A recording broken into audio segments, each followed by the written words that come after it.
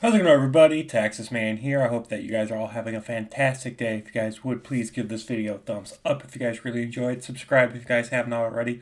Also, do me the biggest favor of all, hit the bell notification button. That way you guys don't miss out on future videos and streams here on the channel. You guys can also find me on Discord at 6957 The Texas Man if you guys want to chit-chat with me more there, besides just the comment section down below. And as always, we're going to talk positives and negatives, talking about a movie called Jumper. I know it probably sounds like I just woke up. It's because I just did about half an hour ago. So I am trying to quickly consume this Mountain Dew energy drink, which surprisingly is delicious. It is equal to 2 cups of coffee, has 5% juice, no sugar, zinc, and a bunch of vitamins. So, cheers. So, this movie came out in 2008. It is rated PG-13. It's about an hour and a half long. If you're interested in picking this up digitally, it's going to cost you on average about $4 to rent, $10 to buy. And of course, it stars Anakin Skywalker fame from Star Wars, Hayden Christensen, and he plays the character of David Rice, using the gift of teleportation to fight evil people. And the evil group that he is eventually ends up fighting against is led by Roland Cox, played by Samuel L. Jackson, which is kind of interesting to see two Star Wars actors in the same movie again, but not in Star Wars. So for that sake, it's kind of fun to see that. And Samuel L. Jackson's character and his group they're just hell-bent. They're hell-bent on destroying those that can teleport anywhere in the world because they think they're an abomination, and they are just, they're not human, they shouldn't exist, so let's wipe them out kind of thing. The supporting cast play characters really well, and honestly, unfortunately, that's about it. Like the cast is great. Everyone's performances are great. But that's it.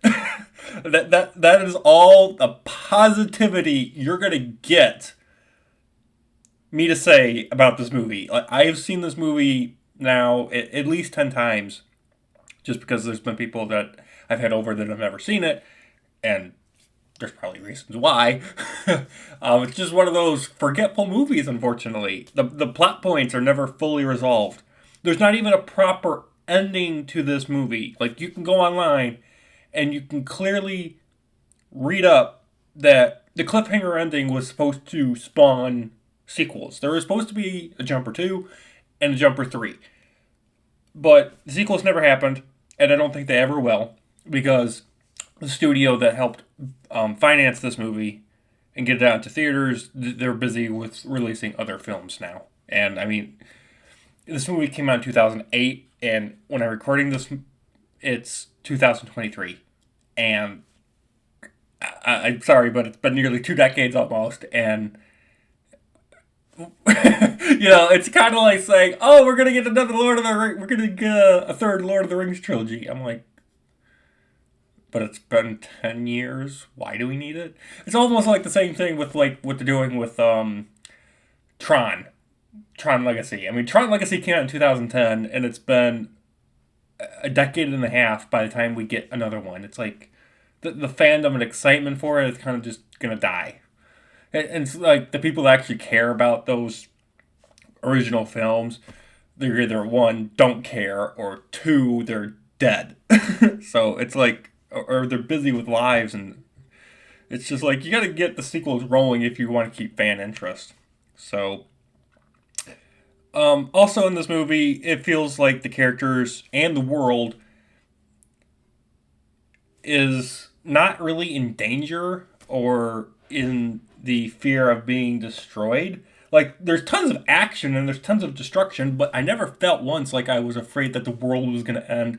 I never felt like anything mattered to the characters. I never felt like the characters were truly in danger. Like, I knew everyone, even though bad things were happening to them, I knew at the end of the movie, because it was supposed to set up sequels. And even if you don't know that it's supposed to set up sequels, you get this gut feeling inside of you that everyone's going to be okay and safe at the end. Both good and bad, basically. It's just the constant destruction and action and violence doesn't provide me the, oh, this character might die or this character might lose a limb, and I'm just like, I'm not invested and I don't care. Now, the film is decent. The film is decently entertaining if you can shut your mind off to all of the nonsense that happens and all the things that would bog down a movie.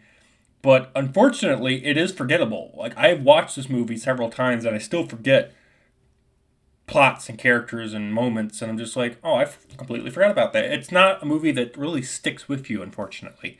And the characters don't stick with you, the world doesn't stick with you, the plot doesn't stick with you. And it's just an action sci fi flick that had a cool plot, it had a cool premise, but it relies basically on the cast and the actors and actresses within this movie to hold film together. It requires you to be like, oh, this guy's from Star Wars, and oh, that guy's from Star Wars, and that guy's from that movie, and that actress is from that film or show, and like so it requires you. The film requires you to enjoy the movie based on the success and fame of the cast that's in the movie. So the film requires that to hold the film together, and nearly 2 decades plus, it just doesn't. So with that, I'm going to give Jumper a 4 out of 10. Thank you guys so much for watching. Have a great day, and I will see you guys on the next video or stream. Bye, guys.